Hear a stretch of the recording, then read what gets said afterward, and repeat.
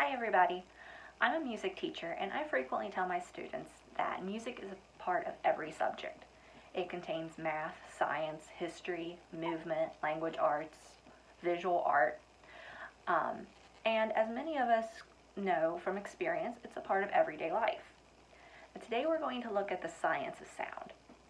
What is required for a sound to be heard? What are ways that sound is created? All sound, just like light, travels in waves. Unlike light, we can't see sound waves. The sound waves vibrate through the air, making the air molecules move, which causes vibration that enters our ear. Our ear sends an electronical trigger to our brain and registers, oh, I heard a violin, or I heard a thunderclap. The definition of sound is vibration perceived by our ears, what we individually hear. And vibrations are the small waves that make back and forth movements. The faster the waves move, the higher the sound would be. The slower the waves move, the lower the sounds would be. And just for a visual perspective, a sound wave can look kind of like an ocean wave, up and down. There are 5 ways that we can make sound. It can be a vibrating string, such as, you can see the tiny movement. On a lower string, you could see movement a lot easier. It can be from air moving. In this case, the air from my lungs causes the vibration of air through the instrument. It can be from a single part of an instrument vibrating, such as this instrument. There is a metal piece. When I pluck it, it vibrates.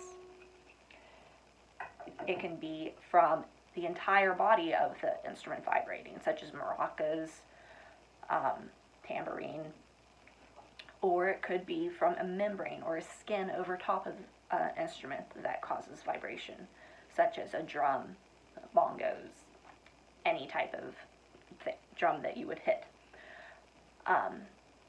We're going to do a couple experiments so you can see how sound waves move. First, we're going to try to see sound waves. I have some water in a plastic cup that's thin enough the vibrations from the speaker will travel through the cup, through the water, and you'll be able to see ripples at the top. The waves are going to start from the center. So look for the center of the cup. You'll be able to see the light reflecting, and the top of the waves will have the light. The bottom of the waves will not be lit.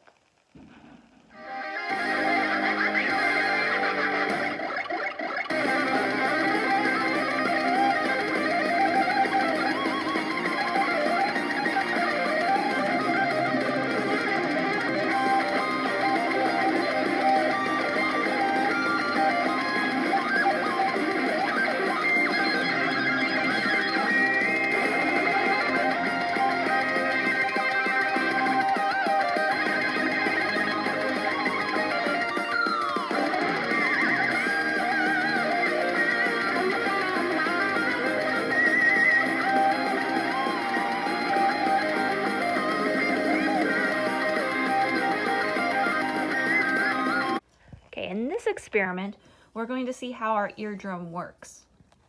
The plastic wrapped tightly over the cup is the eardrum.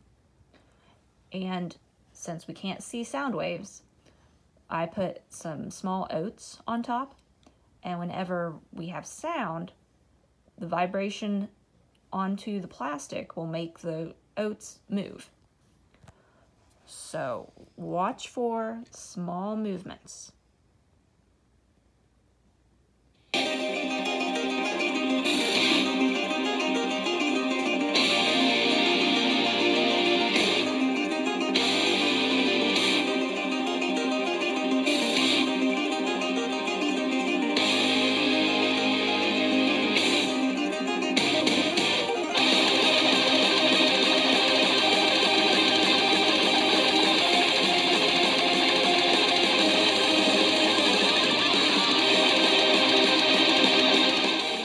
that the oats that were closest to the speaker moved the most.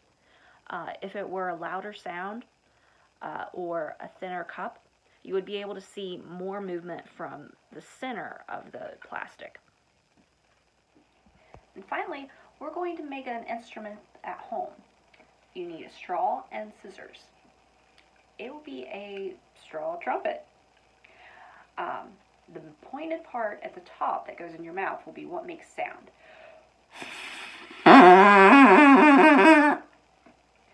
So, starting out with your straw, you want it to start out flat on both ends.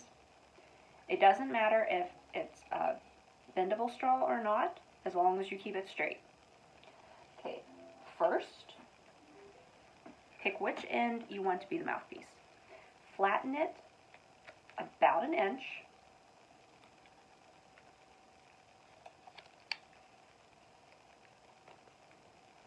About that far. And with your scissors, you may need some help from an adult, cut an angle at both sides so it looks like an arrow.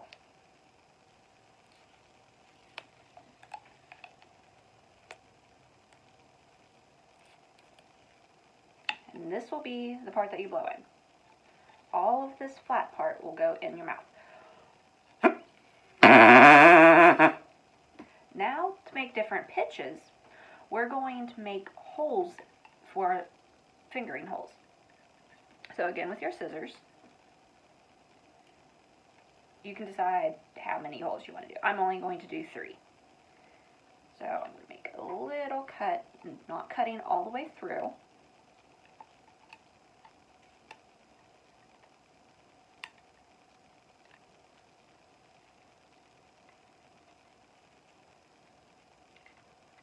And there's my first fingering hole. I'll do that 2 more times.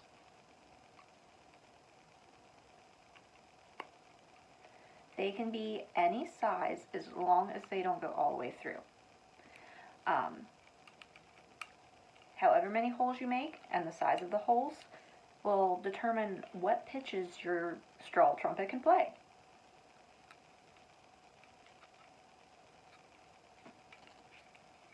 Right, tough piece. And one more.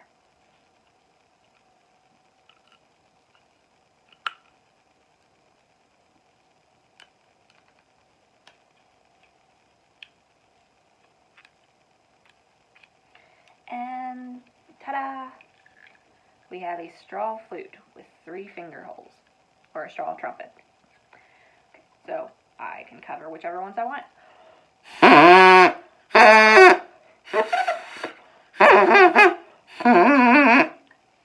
Play around and see what songs you can make. See if you can figure out what pitches they are. And figure out how does the instrument vibrate? Can you feel vibrations in your mouth from the mouthpiece? Find some other things around the house that you can make instruments and vibrations with. Have fun!